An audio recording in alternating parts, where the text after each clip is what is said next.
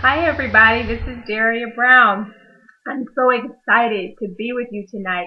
I am recording this video from my home office today. My children are home, so if someone bursts in the door here, that will be Ethan or Justice.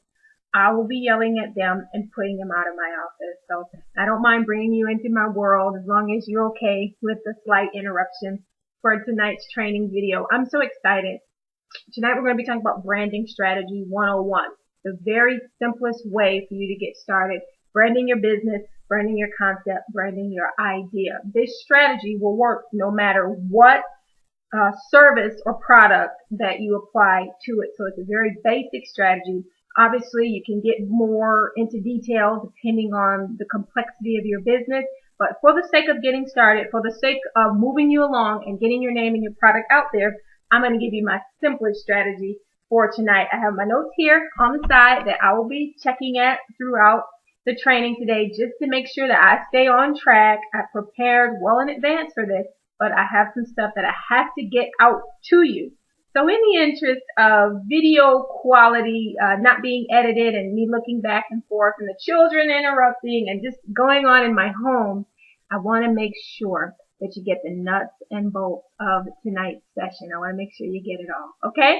All right, let's go. Let's get started. Now, branding, that is simply what a customer can expect from you or your company. What am I going to get? What's going to happen with my experience with the company? So first of all, the uniform or unique selling position will share that overall, arching overall look at your company. So your USP is valuable because it's the first step in branding. It lets people know just very vaguely, very overall, what they can expect from your company. So it's very important to have a good one, to have a simple one, and to be true and authentic to it. So your USP, my USP is something that I live by, something that I quote to myself. I rehearse. This is what we're working for. This is our goal. This is what my company stands for. So I stay true to my company by not deviating too far from my USP. So make sure that you tweak the USP and keep it in line with your overall focus and what you want to have happen with your company. So USP is important. If you haven't taken the time to write one and tweak it, you should really take your assignment seriously in class, because the others in the class that are taking their assignment seriously will launch big and make their money, and you'll be left behind. All right? So secondly, this is so important, and I want to tread very lightly and very respectfully in terms of the name of your company. I've seen different names of companies over the years, people that I've mentored, that I've coached, that have just simply asked me for my business advice. And one thing, and we've got, I believe, 3 groups going now, 3 micro groups going now. And some of the individuals in the groups are Christian. So am I. I love God. I love what He's done in the earth, giving us Jesus, everything that He's done. I'm not ashamed of that, not at all.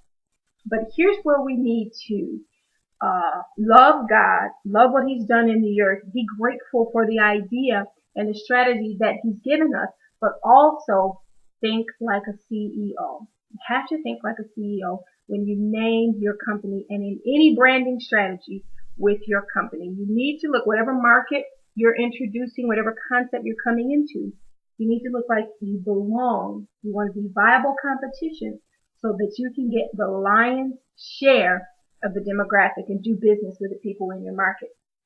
All that technical talk is just simply this. Believers, Christians, be prayerful and careful about what you name your business. Me personally, I know and am comforted and secure in the fact that I don't have to necessarily put something scriptural or holy in the title of the company. God knows my heart. He's given me this great ability to serve, to do business, to concept, to dominate the marketplace. I'm the best in the business. God made me great. And I give Him the glory through how I do business, by operating in integrity and being good to my customers. It doesn't necessarily have to be reflected in the name. So understand this. First of all, your name needs to be global and it needs to be simple. It needs to transit through any market and any demographic that needs your services. Don't disclude anyone or make it so complicated that others who may want to share your business, share your brand, aren't comfortable stating the name of it in any market. It has to be simple and it has to be global. Think globally. Think like a CEO. Think about your business bottom line. You need to be able to walk into any boardroom, any corporate setting, any meeting, any vending opportunity and say, hey, do business with my company. Not because I'm a Christian, but because it's good. I do good business. I offer good service. And God backs us Christians up by giving us increase, more customers than we could ever imagine. I'll tell you a real quick testimony about that. We're launching our online groups here, for which you're a part of. So we launched that October 1st. And it did so well, surprisingly well. I was overwhelmed and grateful. And so I was able to utilize every space that I had available. And then I am now moving forward and filling November spots early. And it is literally only a couple days into a month. So I'm already looking to fill next month. God did that for me. He increased me because I operate in integrity and use his principles. Now, I didn't necessarily have to name the company after him for him to do that. He's willing to work with me and the ideas that he gave me, and he loves the fact that I can compete in this world system, and he wants more than anything for me to get out there and dominate. You got it? So be prayerful with your business names, with your branding, and with your ideas so that you are globally minded all the way across. That's what we do. We make our names global and we make them simple. Okay? The most I would go with a title company is 3 words. That's probably the best you can hope for. Most big brands, only have one name. Coke, Pepsi. And then maybe the back office has some incorporation and some things before and things after. But it's very simple and easy to grasp. Okay? The next thing is your business image in branding 101. So you got your USP. Let me see. Alright, let me scoot over a second. Got your USP, right? You got your business name. The next thing that you want to do is decide how you're going to place your company. Which price point are you going to enter the market into? So there's elite. That's a high-end market. That's services cost more. But there's such an overage of service and excellence that it compensates for customer experience. Think Neiman Marcus. You're in there, you're shopping, you're attended to very well. The things are priced higher end price point. You know what you're going to get when you go in there, and you're going to get some customer service to the hilt. At least you should. It's part of their promise. Or you could be moderately priced. Your company could be moderate, think like JCPenney. Most people will come here and be able to do business with us. The clothing quality is not the same as Neiman Marcus. Y'all call me diva and I know quality, but I've gotten some things from JCPenney before and I knew exactly what I was getting. Okay, so it's not necessarily a bad brand strategy. It's just you know who you're marketing to and what they're going to be able to get out of it. Next thing, okay, the final branding strategy category is affordable. This is a lower price point where you're actually reaching the masses. Think Walmart. So we got Neiman Marcus, we got JCPenney, we got Walmart. Where your brand, there's other, retail stores that could fit into each of these price points, but just for the sake of where every region that I'm representing has, a store with that area, they can kind of get a picture of it. You got Neiman Marcus, you got JCPenney, you got Walmart. So you need to decide where you're going to price your goods or your services or your brand. This will help you with the next phase, the marketing strategy. This will identify your niche, who's going to pay me, and where are they. So we got it. We're funneling down here. We got our USP.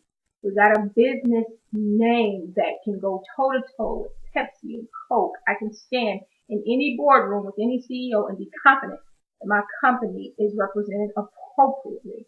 We got a good name. Everybody understands me. It can be branded very easily and tattooed in the minds of people.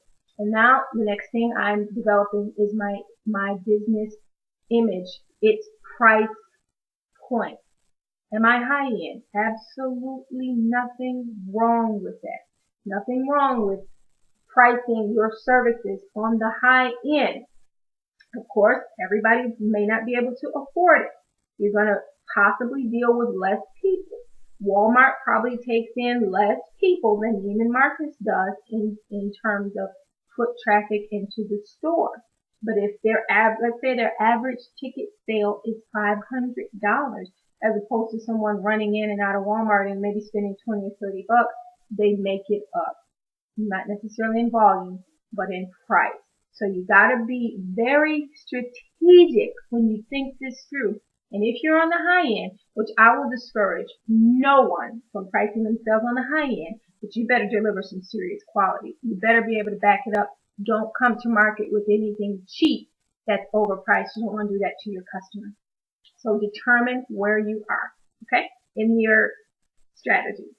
And the next thing we want to talk about, and I'm wrapping up tonight's video because you have homework, is making yourself more of a CEO and less of a common average mentality. Hopefully you all will get to rebel against mediocrity this weekend, and that deals with excellence a whole lot more. But a lot of you, I've taken the time, I've looked at your page, I've looked at some of the things you posted, some of the pictures, not excellent. You got to make a transition into excellence. Pull down those old pictures that have you, in the bathroom and all this. We got to shift people's minds to your CEO, and very soon you're going to be asking for some money. And so you better look good. You better look good digitally wherever you are on social media.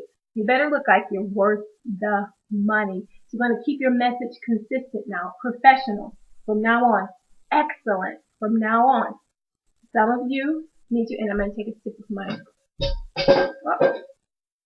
tail fell down. Take a sip of my green tea.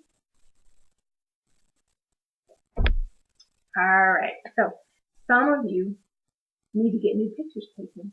They're just simply outdated or they're not enough quality. If you can't afford a photo shoot, which at this point now I only do professional photo shoots now, and it has helped my business tremendously. But in the absence of that, this little doohickey here will do the trick for you. It's got some filters and some effects on there that will help you look more professional. If you have a low quality picture, then the best thing to do is to put an effect on the picture, a smoothing out effect, a sepia effect, something like that, so that it looks like a professional could have had their hands on this, because we all know that professional photographers do touch-ups and enhance with lighting and things like that. And so if you have an iPhone and you have a picture on there that's pretty suitable and you just need to touch it up, add an effect on the picture before you use it. And if all else fails and you don't have the quality and you don't have the money right now for a professional photo shoot, I love black and white. I mean, black and white makes everybody look rich. I love it. I love the effect of it because it takes away blemishes and all the other counter things, the lighting and all of that, so that you look professional. So definitely, if you're going into the branding strategy of the elite or high end, you may need to invest a little more in your pictures. Any other strategy, this is fine. Put an effect on it. Make yourself begin to look excellent. Clean up your photo block there. Take out some of that stuff. It doesn't make sense with your brand. It doesn't kind of fit with who you're evolving into being, so that you can start to now get a message across to your potential customers. I'm transforming. I'm coming out with something that's noteworthy and is going to be worth every penny. All right, that's branding 101 tonight. Here's your strategy. Here's your homework for tonight. Here's what I want to see. I need to see a final USP, and I need to see the name of your business. Clear? And if you can't, in one night rename a global corporation, I get it. I understand that. Got no problem with that. But give me some things, some options where you're working through and maybe you want feedback on. I can help you with that. I'd love to help you with that. So your name, and then which price point you're thinking about branding yourself into. And based on your individual business ideas, services, or concepts, I can add more solutions to help you build up around that particular brand and that name. And then I want to see some pictures. Start putting pictures in here so that I can see them. I won't be critiquing pictures all too much. You know, everything should be okay if you follow my instructions on how to at least start with a good picture until you can afford the gigantic photo shoot with all the lighting and the models, and it's all about you, and it's amazing and wonderful. That day is coming for you. I feel it. I believe it. You're on the verge of greatness. Hold on. Get your homework done. Get it down in here. This weekend, you're going to be listening to Rebel Against Mediocrity. If you haven't watched video 1, watch it. If you watched it, watch it again. Some books, some things I've done, I do it over and over and over again, which is how I am able to become the expert that I am today, because I fight to stay on top. I'm rooting for you. I want you to do the same. I will talk to you next time.